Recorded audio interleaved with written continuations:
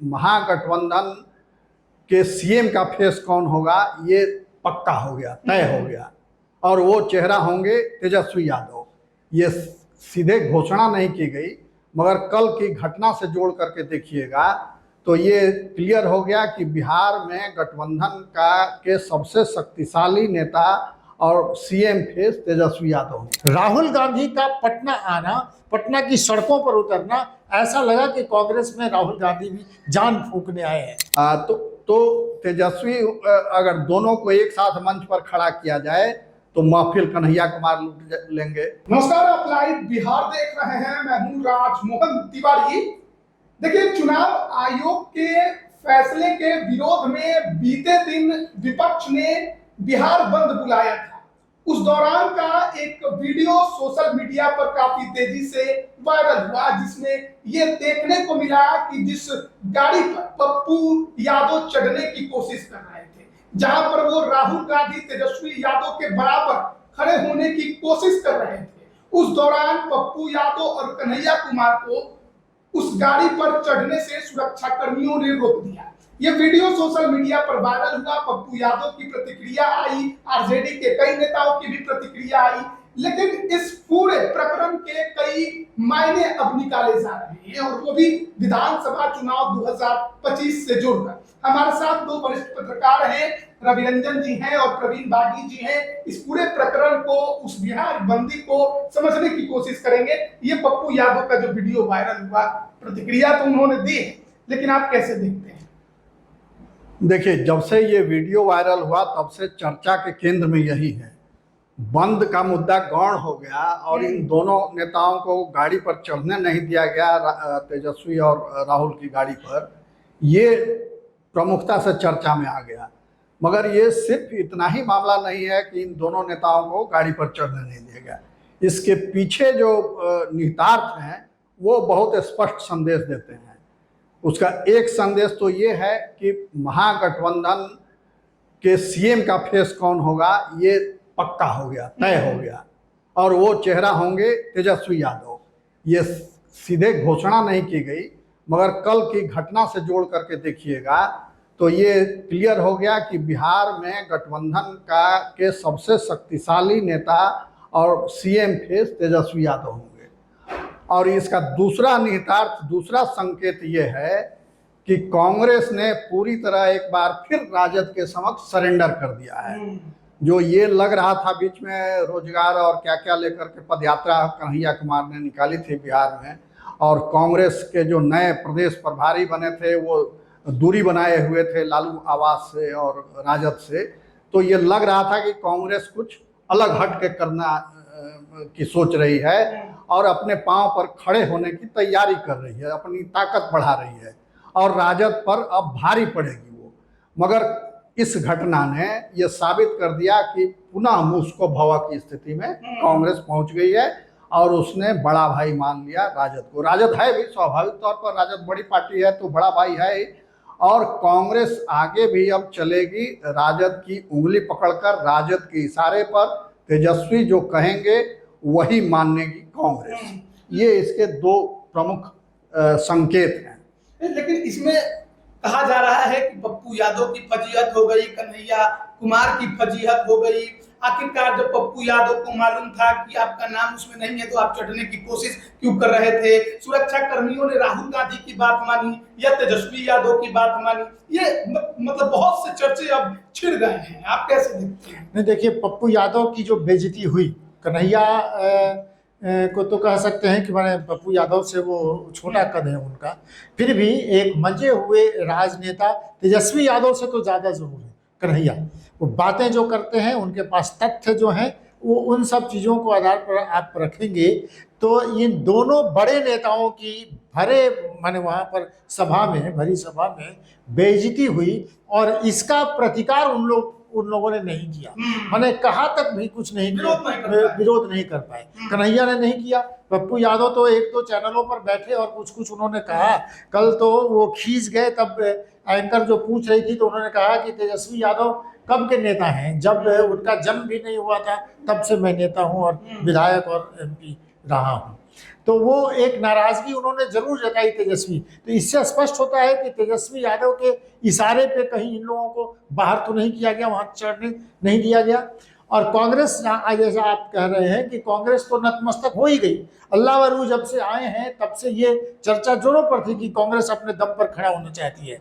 राहुल गांधी का पटना आना, पटना की सड़कों पर उतरना, ऐसा लगा कि कांग्रेस में राहुल गांधी भी जान फूंकने आए हैं और राहुल गांधी के आगमन से कांग्रेस के कार्यकर्ताओं में एक जोश भरेगा।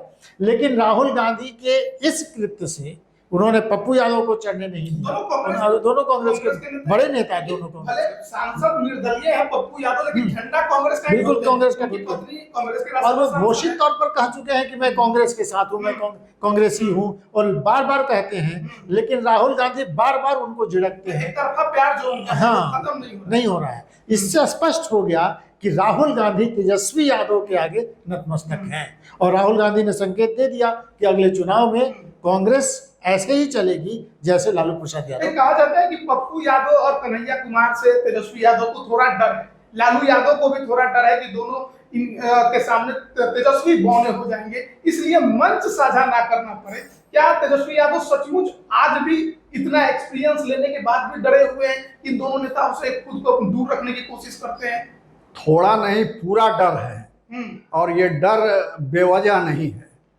चाहे वो कन्हैया कुमार हो या पप्पू यादव हो, दोनों डोमिनेटिंग नेचर के हैं। जहां जाते हैं वो अपना प्रभाव छोड़ते हैं। पप्पू यादव तो कांग्रेस के हैं, कांग्रेस ने आज तक उनको निकाला नहीं है, तो उनको माना जाएगा कि कांग्रेस के हैं। कांग्रेस में उन्होंने पार्टी का अपना विलय करा दिया था दिल्ली जाकर के, और टिकट की कोशिश कर रहे थे, टिकट नहीं मिला, इंडिपेंडेंट लड़के जीत के आ गए, ताकत उन्होंने अपनी दिखा दी। मगर कांग्रेस ने उनको पार्टी से निकाला नहीं, जबकि महागठबंधन के अधिकृत उम्मीदवार के खिलाफ लड़के वो जीत करके आए। तो वो सिर्फ इस वजह से कि तेजस्वी यादव उनको नापसंद करते हैं, लालू यादव उनको नापसंद करते हैं। उन्होंने बहुत खरी खोटी सुनाई है इन दोनों को, तेजस्वी और लालू जी को, तो इसलिए ये दोनों उनसे दूरी बनाए हुए हैं।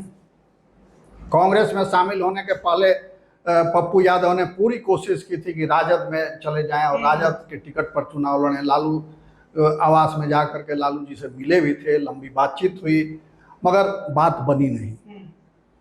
तो ये कांग्रेस को पप्पू यादव से परहेज नहीं है, परहेज है राजद से। उसी तरह कन्हैया कुमार तो राहुल गांधी के प्रिय हैं। राहुल गांधी ने ही उनको कांग्रेस में शामिल कराया था, वो खुद मौजूद थे उस कार्यक्रम में, तो वो भी प्रिय हैं उनके। मगर तेजस्वी को वो अप्रिय हैं। तेजस्वी उनके सामने थोड़े बौने पड़ते हैं, 19 पड़ते हैं क्वालिटी के मामले में। ये जो कन्हैया कुमार हैं अच्छा बोलते हैं, सूझबूझ उनकी अच्छी है, राजनीतिक संघर्ष का अनुभव उनको तेजस्वी से ज़्यादा है, और वो जानकार भी ज़्यादा है तेजस्वी से, पढ़े लिखे भी ज़्यादा हैं। तो इस मामले में वो तेजस्वी पर भारी पड़ते हैं। तो तेजस्वी अगर दोनों को एक साथ मंच पर खड़ा किया जाए तो महफिल कन्हैया कुमार लूट लेंगे, तेजस्वी की वहाँ कोई माने छवि नहीं बन पाएगी उस सभा में। तो इसलिए उनको दूर रखा गया। ये पहले भी होता रहा है कि नेताओं को जिससे खतरा महसूस होता है कि ये नेता हमको सरपास कर जाएगा, आगे बढ़ जाएगा, तो उसको वो क्रश करते हैं, राजनीति से बाहर कर देते हैं, या जानबूझ के ऐसे नेताओं को चुनाव भी हरवाया जाता है। ये खेल खूब राजनीति में चलता है। ये जो एक आरोप लगाया जा रहा है आरजेडी के नेताओं की तरफ से कि जब आपका नाम उस गाड़ी पर चढ़ने के लिए नहीं दिया गया था, आपको उस पर नहीं बुलावा था, तो आप जबरदस्ती चढ़ने की कोशिश क्यों कर रहे थे? यानी कि आप लाइमलाइट लेने की कोशिश कर रहे थे। नहीं, बुलावा नहीं था, ये किसने बताया? अगर उनको पहले ये बता दिया गया होता कि आप लोगों को गाड़ी पर नहीं चढ़ना है, तो क्या आपको लग रहा है कि वो कोशिश करते बेइज्जत होने के लिए? बड़े नेताओं के साथ प्रोटोकॉल तो होता ही है, पहले से इंग्लिश तैयार रहती है, तो तैयार रहती है। तो ये ठीक है कि बता दिया, जिनको चढ़ना है उनको बताया होगा कि आप लोगों को रहना है, मगर इन लोगों को नहीं चढ़ना है ये बताया नहीं। पप्पू यादव प्रमुख नेता हैं बिहार के, हर जगह वो मौजूद रहते हैं। कन्हैया कुमार भी प्रमुख नेता हैं, कांग्रेस का चेहरा, कांग्रेस ने उनको बिहार में अपना चेहरा बनाने की कोशिश की थी। तो इन दोनों को चढ़ने नहीं दिया जाएगा, ये तो कोई सोच ही नहीं सकता है। और उनका लिस्ट में नाम नहीं होगा, तो ये लिस्ट में नाम नहीं होगा, इसमें कांग्रेस की कोई भूमिका नहीं है। ये तेजस्वी का प्रभाव है कि उनका लिस्ट में नाम नहीं था। अगर होगा भी, कांग्रेस ने नाम दिया भी होगा तो तेजस्वी ने उनका नाम कटवाया है। कन्हैया मतलब कि समझ में तो आता है कि पप्पू यादव और तेजस्वी के बीच थोड़ा एक है खटास, तो वो उनको ना चढ़ाए, पर कन्हैया से जो बैर मतलब ले लिया उन्होंने, कहीं ना कहीं धक्का तो लगा ही होगा जोर से। धक्का तो लगा ही इसमें, कन्हैया को पप्पू को दोनों को धक्का लगा, और ये जोर का धक्का लगा। राहुल गांधी के सामने उनके प्रिय नेता को चढ़ने नहीं दिया, उनके बगल में खड़ा नहीं होने दिया, बोल नहीं पाए। ये व्यवस्था देखिए उनकी, मैंने कांग्रेस के सर्वे सर्वा, और वो एक प्रदेश स्तर के नेता के सामने कुछ बोल नहीं पाए। ये कांग्रेस की व्यवस्था है बिहार में। तो जो ये सवाल उठ रहे थे और कि अब कांग्रेस अपने बलबूते भवन बनाएगी बिहार में, संगठन मजबूत करेगी और झटका देगी राजद को, वो सारे सपने, सारे ख्वाब, और कांग्रेस के जो लोग उछल रहे थे उस समय, वो सारे ख्वाब उनके धराशायी हो गए। और फिर कांग्रेस उसी स्थिति में आकर के बैठ गई जहां 10 साल पहले मतलब एक रैली निकाला गया, बंद बुलाया गया, और इस बंद के सहारे तेजस्वी यादव ने अपनी राजनीति कर ली और एकदम क्लियर मैसेज दे दिया कि अकेले नेता हम हैं यहाँ महागठबंधन के। और मीडिया भी ये सवाल बार बार पूछता था महागठबंधन के नेताओं से कि आपका सीएम फेस कौन होगा। हर प्रेस कॉन्फ्रेंस में ये सवाल प्रमुखता से पूछा जाता था कि आपका सीएम फेस कौन होगा। राहुल जी का तो मुंह बंद हो जाना चाहिए, सबका मुंह बंद हो जाएगा। अब कौन बोलेगा? जो बोलेगा वो गलतफहमी उसको कहिए, ये सीधा सीधा इसमें एक और महत्वपूर्ण बात ये है कि लालू प्रसाद यादव एकदम सोची समझी राजनीति के तहत आगे बढ़ रहे हैं, और वो देख रहे हैं कि बिहार में कोई भी यादव नेता, यूथ यादव नेता आगे नहीं बढ़ पाए, और इसलिए वो बार बार पप्पू यादव को क्रश करने की कोशिश करते हैं। दूसरा, कोई यूथ लीडर, तेजस्वी यादव को युवा नेता के तौर पर देखा जा रहा है, उनकी पहचान बनाई जा रही है, और उसके लिए सब कुछ किया जा रहा है कि वो युवा नेता के तौर पर उभर के आ भी गए हैं, लेकिन उनके आगे कोई बड़ा कद न हो जाए, कोई लंबी लकीर न खींच जाए। इसलिए इन दो नेताओं को हमेशा ही लालू प्रसाद यादव नहीं चाहेंगे कि बेटे की ताजपोशी से पहले इन दोनों का कद बढ़ जाए, और इसीलिए वो कद को काटने की कोशिश करते हैं। तो ये इशारा तो मैंने आला कमान जो राजद का है वहाँ से है, तेजस्वी यादव उसको फॉलो कर रहे हैं, और उनको भी खतरा है कि कन्हैया अगर आगे बढ़ जाएंगे, पप्पू यादवों के लीडर ये तो पूरा बंद बुलाया गया था, वो चुनाव आयोग के फैसले के खिलाफ बुलाया गया था, जो विशेष गहन पुनरीक्षण का कार्य शुरू हुआ है मतदाता सूची का।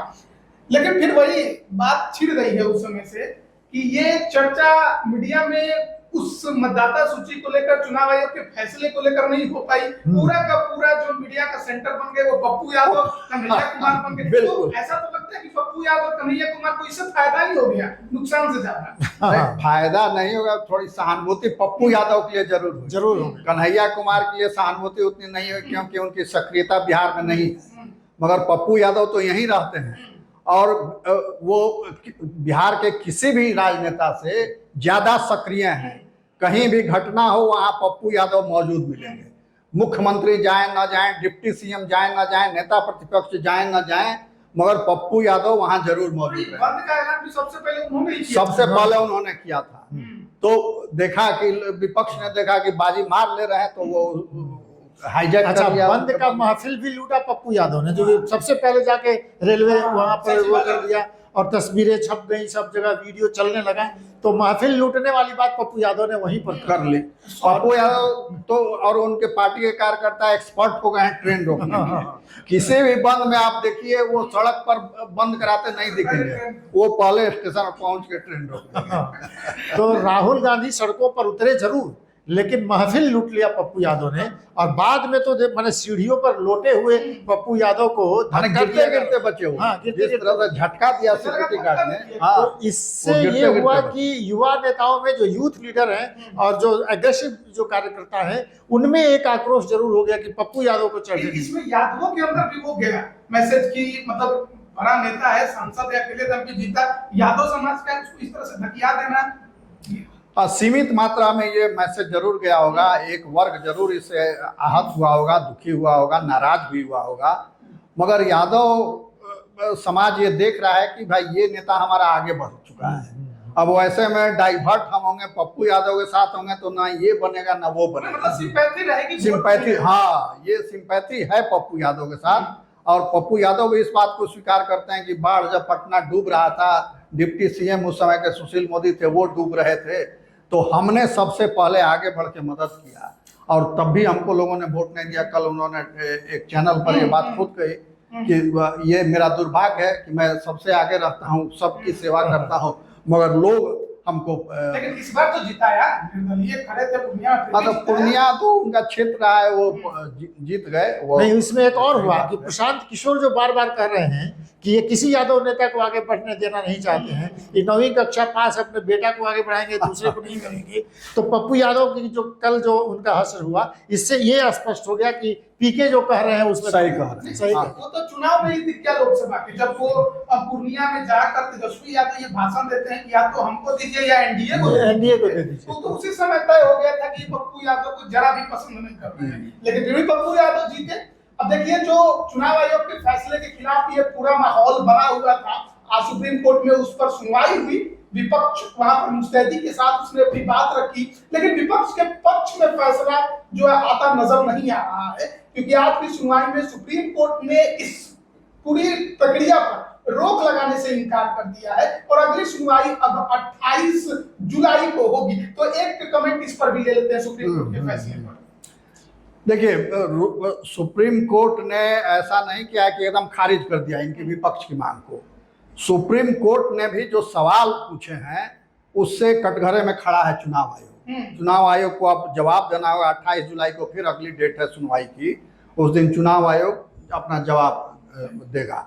तो सुप्रीम कोर्ट ने ये पूछा कि भाई सारा काम आधार से हो रहा है, तो आप आधार को अमान्य क्यों कर रहे हैं? आपको आधार को भी पहचान पत्र में शामिल करना चाहिए, ये उसने सलाह दी है। अब हो सकता है अगले डेट पर वो चुनाव आयोग कह दे कि मान लिया।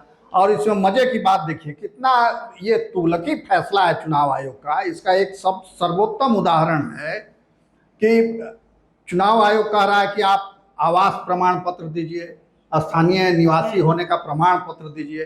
प्रमाण पत्र देती है सरकार, और सरकार के यहाँ जब आवेदन कीजिए तो वो मांगता है कि आधार दीजिए। उसी आधार के आधार पर निवास प्रमाण पत्र बनता है। तो जिस आधार के आधार पर निवास प्रमाण पत्र बना, जो मूल दस्तावेज है, उसको चुनाव आयोग अमान्य कर दे रहा है और ये उसके निवास प्रमाण पत्र को स्वीकार कर ले रहा है। तो ये किसी की समझ में नहीं आ रहा है कि ये खेल क्या है, ये किसने ये फैसला लिया। ये पूरा देश जो है वो चल रहा है आधार पर। बैंक खाता में जाइए, एडमिशन में जाइए, कोई सरकारी दफ्तर में जाइए, कहीं कुछ काम करने जाइए, नामांकन कराने जाइए, नौकरी पाने जाइए, हर जगह आधार लेता है। तो ये एक मान्य डॉक्यूमेंट है और उसको आप नकार दे रहे हैं और कह रहे हैं कि जाके ले आइए निवास प्रमाण पत्र। निवास प्रमाण पत्र माने 1000 रुपए का खर्च, जाइए तो वहां घूस दीजिए सरकारी दफ्तर में और तब आपको मिलेगा। लेकिन सुप्रीम कोर्ट ने केवल सुझाव दिया, ये नहीं कहा कि आपको इसको लेना ही नहीं। सुझाव दिया, वो देखेगा कि वो मान लेते हैं। अगर सुप्रीम कोर्ट का अपना कार्य करने का स्टाइल है, उसने कहा कि भाई संवैधानिक संस्था है, हम उसके काम में हस्तक्षेप नहीं कर सकते हैं, लेकिन मगर सलाह उसने दे दी। अगर थोड़ी सी भी बुद्धि उनकी जग जाएगी चुनाव आयोग के अधिकारियों की, तो वो इस सलाह को मानेंगे। आज की सुनवाई में ये भी हुआ कि नागरिकता पूछने वाले आप कौन है, तय करने वाले आप कौन? ये बिल्कुल चुनाव आयोग, सुप्रीम कोर्ट ने भी कहा कि नागरिकता प्रमाणित करने का काम गृह मंत्रालय का है, गृह विभाग का है। चुनाव आयोग का ये काम नहीं है कि कौन नागरिक है और कौन अनागरिक है, ये तय करना। तो नागरिकता का तो कोई प्रमाण पत्र इस देश में है नहीं। क्या सरकार ने कोई नागरिक ऐसा नागरिक प्रमाण पत्र जारी किया है? हम तो वोटर आईडी के लिए कोई मानते थे। तब तो इसीलिए विवाद है। उसने ये भी पूछा कि वोटर आईडी कार्ड को क्यों नहीं मान रहे हैं आप? उसी का जारी किया हुआ दस्तावेज है, उसी का जारी किया हुआ दस्तावेज है और उसको भी नहीं मान रहे हैं। तो ये एक तुगलक हुआ करते थे इतिहास में, तुगलक। दिल्ली से दौलताबाद घुमाते रहे जो, तो वही ये तुगलकी फैसला है। और आप देखिएगा कि अगली सुनवाई को चुनाव आयोग ये कहेगा कि हम आधार को मान्य कर रहे हैं। अच्छा, उससे पहले क्योंकि 25 जुलाई तक ये खत्म हो जाना है, तो सुनवाई से पहले खत्म हो जाएगा, तो ये कैसे आप देख रहे हैं? देखिए, चुनाव आयोग आज सुप्रीम कोर्ट के फैसले में आप दो महत्वपूर्ण बिंदुओं पर देखिए।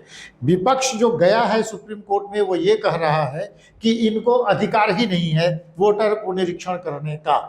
एक तो उसने कह दिया कि ये वोटर को निरीक्षण करने का अधिकार चुनाव आयोग का है, इसलिए इस पर हम रोक नहीं लगा सकते, वो कराएगा। ये संविधान की धारा में भी स्पष्ट है, धारा 324 है, कि वो कह रहा है कि चुनाव आयोग को संविधान निर्देशित करता है कि भाई आप समय समय पर ये कराते रहिए वोटर पुनरीक्षण। तो वोटर पुनरीक्षण हो रहा है, चुनाव से पहले भी हो रहा है, ये संविधान की बात है, तो ये संविधान सम्मत बात है, ये तो ठीक है। वो कागजात कौन मांग रहे हैं और क्या कर रहे हैं वो दूसरी बात है।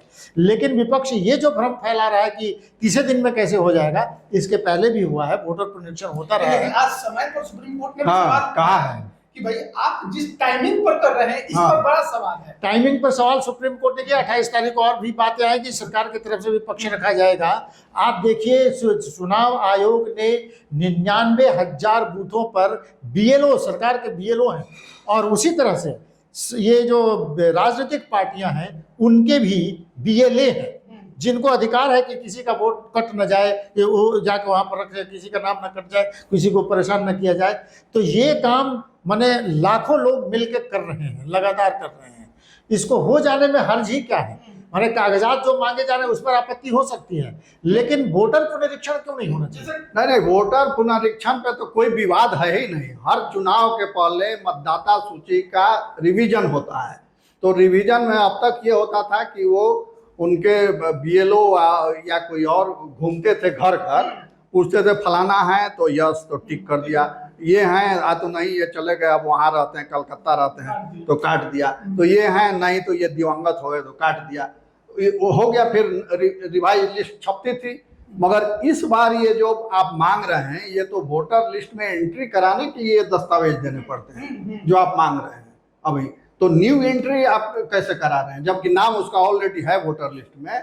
तो ये न्यू एंट्री वाला दस्तावेज मांग रहे हैं, तो ये बेवजह का खड़ा किया हुआ विवाद। ये जो अब तक की सुनवाई हुई, क्योंकि विपक्ष चाहता था कि इस पर रोक लग जाए अभी, लेकिन रोक नहीं है। रोक नहीं लगेगी, मगर वो सरलीकरण होगा इसका। किसके पक्ष में फैसला ये माना जाए कि आज की जो सुनवाई हुई ज्यादातर किसके पक्ष में नजर आई, चुनाव आयोग या विपक्ष? आज उसने आधी आधी दोनों की बात मान ली।